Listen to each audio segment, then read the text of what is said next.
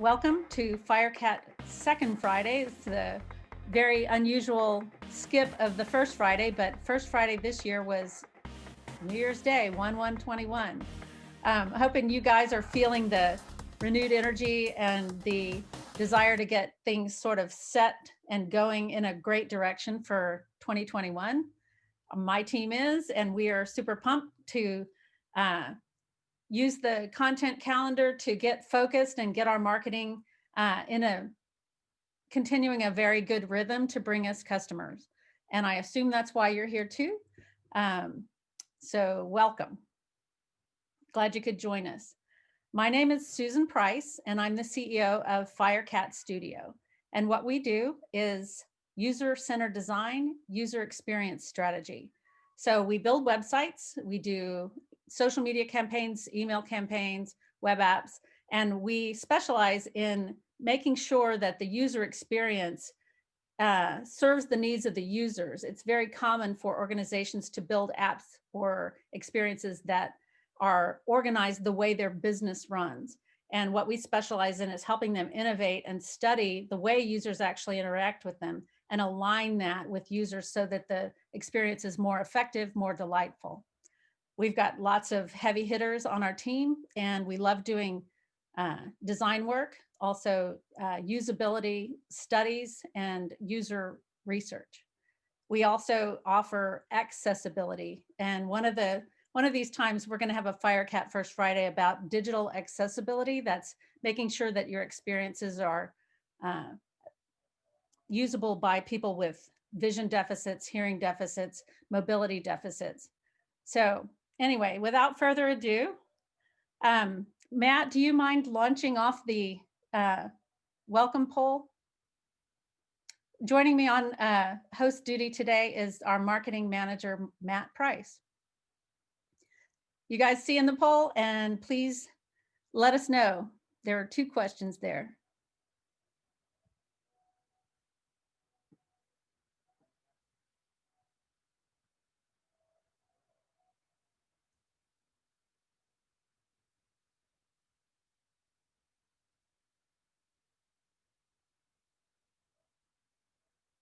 Here we go.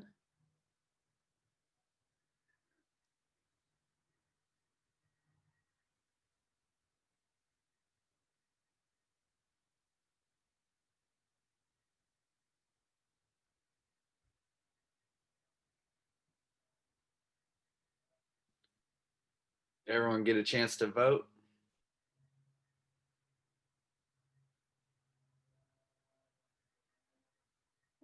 I think so. I'm trying to do the mental math in my head there. I'm going to close it.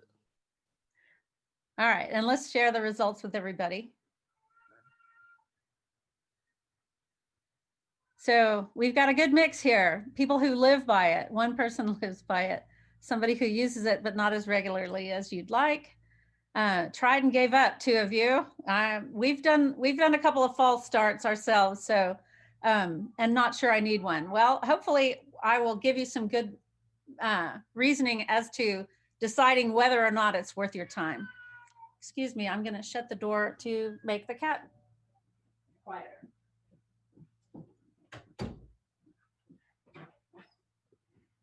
I had a cat, 2 brothers, and one of them died recently, so the other one's kind of needy. Okay, let's stop sharing the poll. Oh wait, I didn't do the second one. The tools they've used. Blogger CMS, 2 of you, email platform, 4 of you. Yep, and social media platform, 4. Content marketing platform, 1. Native social media platforms. I'm glad to see that you guys are heavy users of native social media platforms. I am a big believer in that, and I'll tell you why when we get there. A video platform, good for you. And podcast, nobody podcasting yet. Okay. All right. So let's get moving on the presentation itself. So basically, I'm having 2 sections: why publish content, and then I'm going to give you a whole bunch of tips for how to publish the content. And then we can share some ideas. We'll have Q&A at the end. Well, I'll bring you guys on to the video chat so we can talk specifically. Hey, Hannah. So why publish content? Regularly showing up in the different places online where people gather and sharing quality content helps build your brand. It associates you with specific areas of expertise, and by doing it regularly, you're building trust. Number 2 reason is the main one that most people think of. You need to be findable online. Search engines find and reward people who generate content or share content. And I'm going to get into that in some detail. We want to make sure that we have networks of people in social media, email lists, and clients that interact with us on a regular basis. And all of them have their own networks. So the more that they know about the kind of services you provide or products you sell, the more they can refer you to friends. Then we need to go out and explain what our value is and just make sure people know what we do and that it is valuable. All of this is there to meet the business goals. We don't do any of this just for fun, or at least none of our clients do, and I certainly don't. I want to be driving the business results that I want, and so do our clients. So I found this quote from Andrew Davis I really liked. Content builds relationships. Relationships are built on trust, and trust drives revenue. I find this to be true, and I find a generous, good faith effort to share quality content really pays dividends. So now we're going to look at I'm going to build out a digital ecosystem diagram. I'm assuming everybody has a website, or you have a Facebook page or something like that that serves as your main hub. But people don't know to just visit it. We want to use these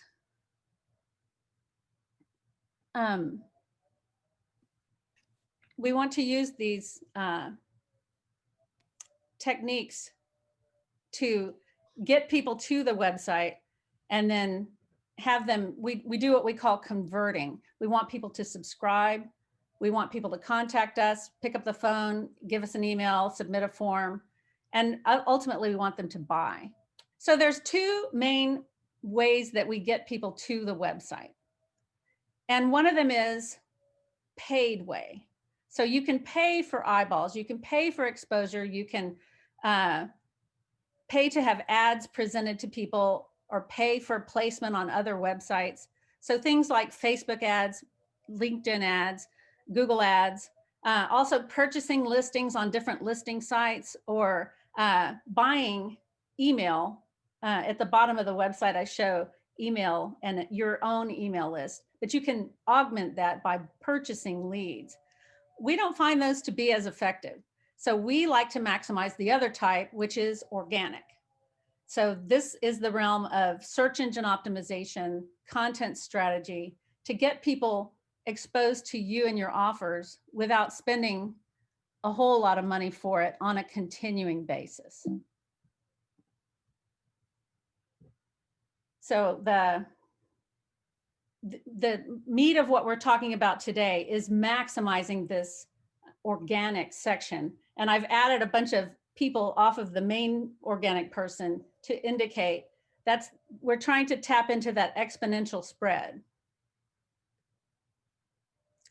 The reason we need to tap into that exponential spread is this is a really recent survey, but this result of people trust friends and family and recommendations from friends and family more than everything else has been true for the last 15 years that I've been in this industry.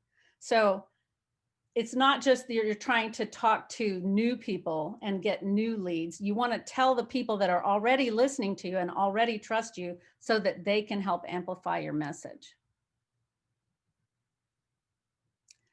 I found this survey from last summer. It's a survey of B2B marketers, and they're saying that the ones that self-describe as most successful 80% of them use an editorial calendar. We have found that it's really hard to keep up a successful rhythm without using a calendar. There are lots of tools that can help us with that. I'll give some examples here in a minute.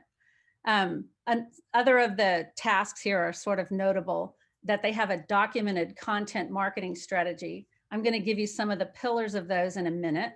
And using metrics to measure success so that you can continually get better, publish more of the content that people are responding to, and stop investing time in the stuff that nobody's really reacting to. So why don't people publish more content if most of us think that it's a good thing to do? Why not? You can tell me in the chat what you think if I've not got your reason here, but it's quite time consuming. It can be quite time consuming. It can be sort of puzzling to figure out what to say and to strike the right tone. Another problem is there's a lot of different places you could talk, so you might not know where would be the best bang for your buck. And the main overwhelming reason is you're not sure it's going to be worth it. It sounds like a lot of time. It's time suck. You know, is it going to pay off for me? So let me give you some examples of different things that go into, did I skip a slide? Yes. In order to create an editorial calendar, a content calendar that is going to pay off for you, you need to figure out these 5 things. Once you figure it out, you will execute your content calendar and then come back and tweak your content calendar. It should be a living strategy, but once you figured this out, everything else flows from there. And I'm going to give you some specific examples from both Firecat and some of our clients to illustrate what I'm talking about with these things. So examples of goals and metrics. I align this to the sales funnel. The thing on the right is what I consider a sales funnel. First, people have to become aware that you exist. And then once they become aware you exist, they could see your stuff in the feed. They're seeing your posts, but they might not care about them. Then there's an engagement thing where somebody liked what you said, or they watched your YouTube, or they subscribed to your email.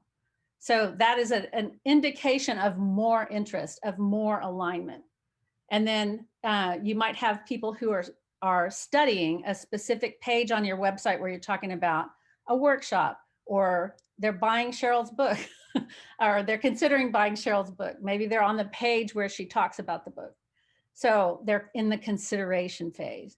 And then once they get down into the bottom of the funnel, the editorial calendar, the content calendar has done its job to get them there. And most of the time they're going to be on your website or in some place where you're asking them to actually reach out and talk to you and buy what you sell.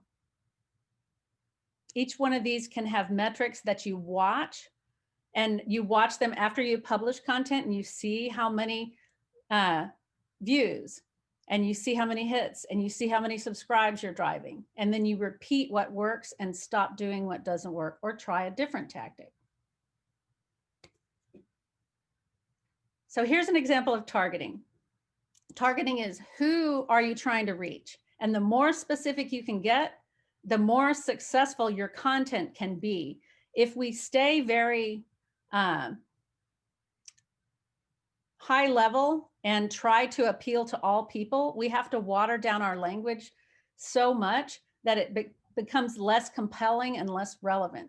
The more specific we can get, if I talk to, in Firecat's case, if I talk specifically to small businesses, they care about different things than the people who are in our government and nonprofit segment, or in our enterprise, which is like a large Fortune 200 company segment.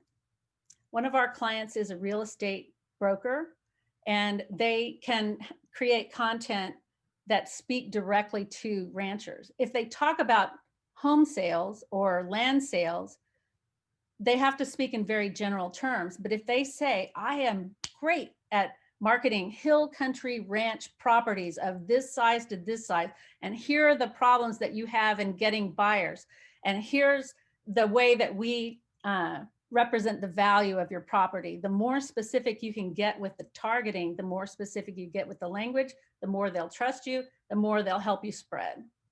The third example we have is a medical practice, and they segment into things like people with sports injuries or the elderly that have a certain kind of degenerative diseases. Businesses, they send people to them for workers' compensation claims, and other doctors. There's a strong need to refer people. And then parents often need to hear how to take care of their kids. So all of those different targets benefit from different messaging. Now I'm going to switch over to channels, talking about channels. This is where you're sharing things, where you're spending your time. So for our small business outreach, we use YouTube. We have a series on YouTube that we call Quick Bites that gives just quick hits kind of advice on how to have a more effective online presence. We publish the Firecat First Friday recordings. So yeah, you'll see a replay come through our website, and we post that on YouTube. We do a lot in LinkedIn because a lot of our small business folks are very active in LinkedIn. And so there are groups in LinkedIn that are for small business. And the more we can participate in that type of stuff or have LinkedIn live sessions, publish our events in LinkedIn events, we get reach into our small business segment. And then the Firecat First Friday series is a real pillar of our own content strategy, where it's a monthly rhythm where we're always talking about something we do, and the content assets we generate flow through our entire ecosystem. And again, the email, we send email around to subscribers that invite them, and then we always publish stuff on our website. I'm going to go to the real estate segment. Let's say that the real estate people are going to focus on the veterans. They might go and interact on veteran websites. They might look in Facebook for veterans groups. The medical practice, if we're talking about the sports injuries segment, they publish like, is this a sprain or a break? What does an ACL tear feel like? What are the symptoms for it? They can give those people very specific stuff, or they can intersect their sports and their parenting. So how easy is it for kids to get injured playing soccer? So they publish all kinds of juicy content on that. Then there's another tier for them that is the review tier. And this is something that's really interesting to look into, is where do reviews about you appear, and keeping track of those. Let's talk about, this might be, those of you who said, I tried to do a content calendar and I couldn't keep up with it. One of the main reasons for that is you tend to think that I have to generate juicy new content all the time. And what we found to be a more successful way is to create a few content assets that we periodically offer and improve, so that we're not having to reinvent and put in so much effort to create new things. But I'm going to give you examples of the kinds of things that you could create. One of the things that we found most helpful to reach small business, they don't tend to think they need user-centered design. They don't tend to think they need usability studies or user research. What they think they need is a refreshed website or a redesigned website. All they know is, I have this website and it's not performing. It must need to be redesigned. And so rather than try to educate people about all the other stuff that we want to get up to about strategy and, you know, how things flow in your ecosystem, that's too geeky for those people. So we meet them by offering a website redesign checklist that gets to that stuff, but in their language. And it's a free thing we offer. And people give us their email address, and then we turn around and give them the checklist. Next example for the real estate, talking to veterans, they might have an article or a PDF or an ebook that says how to pre-qualify for a VA loan. Orthopedics practice might have a thing about knee injury. Knees are sort of wonky and there could be a lot of different things wrong with it. There's a lot of, you could have an online quiz, you know, you could have a checklist, all kinds of stuff like that. But these are you're investing in an asset that you're going to reuse in your strategy. That there's lots of other ways to use content, and I'm going to get into using other people's content will save you a lot of work. The next part of your content strategy is timing. How often should you publish content? I've got some examples here that you can look at. But my main advice on this one is don't bite off more than you can chew. Once you've started a LinkedIn or a Facebook page or a YouTube account, it's like a baby bird that's needing to be fed. And it's very easy to bite off more than you can chew. I've done this myself, and I've seen clients make this mistake, because when people are designing a website, and there's this one discussion that we have, they're usually in the header or footer, there will be social media icons. And they're deciding which social media icons should we show. And the tendency is to want to show a whole bunch of them and be in all those places. Our recommendation to small business is go ahead and claim your profiles in all the free places you can: Facebook, LinkedIn, Twitter, Instagram, Yelp, Google My Business, all that stuff. Claim all of your profiles, but don't publicize the ones that you're not active in, because it actually can do brand damage. If people go to Snapchat and you haven't Snapchatted in 2 years, it's not going to look good. So only publicize on your website the ones where you're active, and focus your activity on the ones that are paying off the most. So our rhythms for small business, every other month, we try to have one of those YouTube quick bites. But I'm much more active, and Matt is active in LinkedIn, because we are a business to business service. So we want to be in the business conversation that's going on in LinkedIn. Make sense? Okay, I'm going to get on my soapbox here for just a second. We are very big proponents of user-centered design, and you can't do a good job of targeting the content that you're putting out if you don't actually talk to your customers. So this guy, Jay from NextView, had this great quote. It's sort of attention getting: never feed salad to a lion, which is when we're thinking about content, we tend to think of it from our own perspective. My team catches me all the time geeking out on user-centered design and user experience tactics, and talking too much about how we make the sausage rather than how delicious the sausage is, and telling people about the benefits. So the way to correct for that, the most effective direct way, is ask your customers. Target, when you're creating a bit of content, show it to some of your customers and ask for their feedback. Watch them, follow them in social media, and listen to what they're talking about and what language they use. Okay, now I'm going to switch gears and get into the calendar itself. Real quick before you start, Eric has a question. Eric, it's going on live right now. It gets recorded, and then we put the replays on our website. So this will be available afterward, is that? Mm-hmm. Okay. And it's just on a YouTube video, so you could, go at it on your own pace. No problem. Awesome. Okay, so I'm going to give you these 4 tips. And the first one is put in your own big rocks first. So for Firecat, that is Firecat First Fridays. This regular marketing program is very good at giving us a structure around which we can arrange everything else.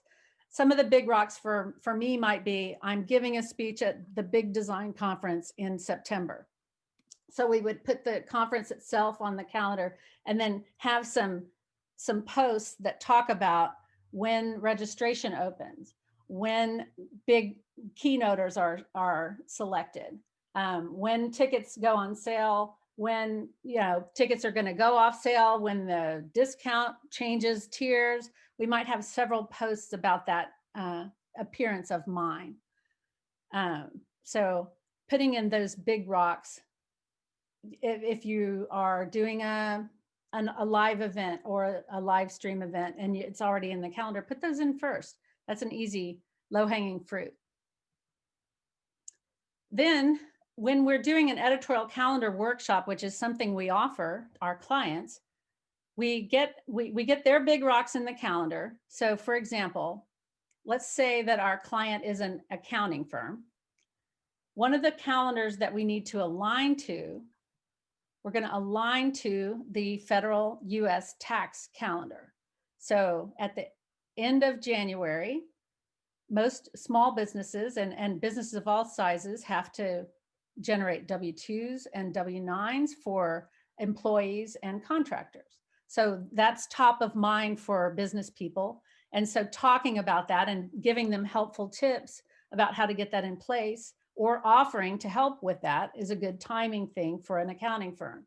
Then there's the quarterly tax rhythm for businesses. A lot of businesses have to file quarterly returns and not returns, but make quarterly payments. And there's the tax deadlines for franchise tax and federal income tax, corporate income tax. So that's an example of a calendar, but there are lots of other examples. Another example of a calendar that one of our clients needs to align to is the real estate folks. They need to align to the school calendar because a lot of times people want to buy houses and move when school is out of session. So there's a seasonality to their buying rhythm that's in alignment with school calendar. A lot of service businesses align to weather calendar. My air conditioning and heating folks need to talk about get your furnace checked out and ready for winter, or make sure that your filters and your ducts are clean for the summer season, that type stuff. So there is often different calendars to align to. Our nonprofit segment, they need to align to the fiscal year calendar. A lot of businesses have a fiscal year that ends December 31st. And you've probably seen this. A lot of people send you asks for end of year, like if you have budget left, please give it to us. Okay, and here's where, this is how you keep from exhausting yourself. If you've strategically looked at who you want to attract, what their needs are, what content they need, you're going to invest in a few content assets, and then you're going to spend a lot of time leveraging other people's content. So this is related to that point that a lot of you said you like to get into the native social media apps and interact with that. And I will say that is an excellent idea because that's the way these things are designed to work. If you get into Twitter, LinkedIn, Facebook, you're not only posting what you want to say, but you're also going and seeing all of the people in your network and responding to what they are saying. And you're being a good community member and you're creating dialogue rather than just queuing up your content to be pushed out via one of these tools that we're going to talk about, like Hootsuite or HubSpot. That's a one-way conversation and you're not actually engaging with people. If you go in to these native apps, then you're going to see what they're putting in and then you can reshare it. You can like it. You can get inspired by it. You can have back and forth about it. So once a quarter or once a month, you might put on your own calendar to go look at all these inspirational sources, and you can have a list of your top sources in your area of expertise and then reshare that stuff. My best advice is this baby bird analogy. Pace yourself. It's same thing with New Year's resolutions and goal setting. It's very easy to be over ambitious in the goal setting. And then when you can't keep up your, I'm going to go to the gym 5 days a week. I'm going to run 3 miles a day. I'm going to, whatever. I'm going to post to, all of these different channels every week without fail. And then you don't do it. Then we tend to get down on ourselves and give up. So what I'm recommending for my team and you guys is let's keep it small and doable, those mini goals, and just knock it out of the park. We can always do more when we're comfortable and we're in our rhythm. Let's don't risk not getting into a rhythm at all. I've got a very simple calendar template that we're using to do our planning with. We also use Hootsuite, and I'm going to talk about that in a minute. But if you want to grab a copy of this super easy spreadsheet, it goes week by week, and you just add rows if you need them. It captures things like what the item is or the campaign, when you're going to drop it, a headline, some text or bullet points, any image ideas, and then if you have sometimes you're just sharing something just, to be helpful, but sometimes you're directly, you have a call to action URL in your own website where you can convert people. So you want to mix up just being helpful informational posts with, come do business with me posts.